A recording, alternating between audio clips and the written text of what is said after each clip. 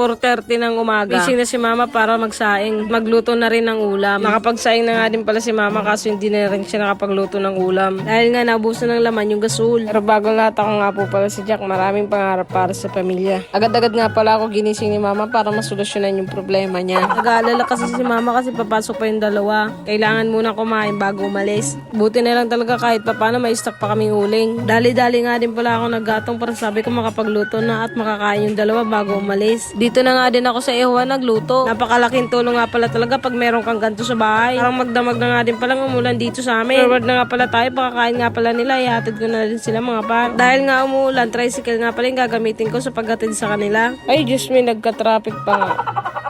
At nang makauwi nga pala ako, magluluto nga din pala ako ng pananghalian na namin. Sayang naman kasi yung uling. Makakaluto pa din naman to mga par. Sayo na tilapia nga pala yung lulutuin ko. At ayun na nga mga par, mas lalo nga pala lumakas yung ulan. Maliligo na din pala ako para pag tumila yung ulan, bibili na ako ng yelo at magdi-display na pala ako ng paninda ko. Nakalipas nga pala ng ilang oras, tumigil na din yung ulan. Kung sakto nga din pala mga par, nakaligo na din ako. Kaya bibili na din ako ng yelo. Forward na nga pala tayo mga par. Pagka-uwi ko nga pala, agad-agad ko din display yung mga paninda ko. At ayun na nga mga par, may buhay naman na naman tayo. Mga par, wag niyo alalahanin yung bata ha, hindi pa yung nakakasipsip. Siya nga pala mga par, nakashort lang pala ako niya kasi andito lang naman ako sa bahay nakapwesto. Pero kahit papano naka-apron pa rin tayo at naka-face mask.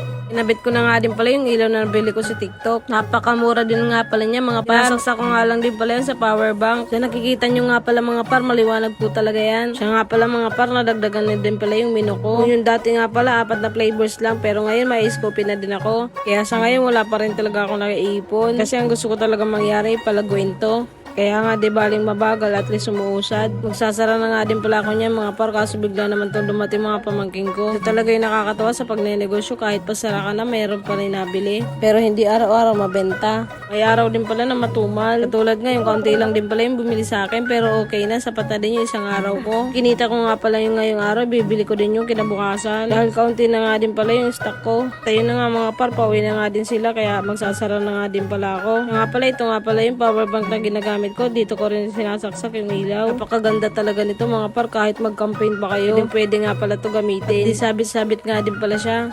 Yun lang. Salamat sa panonood.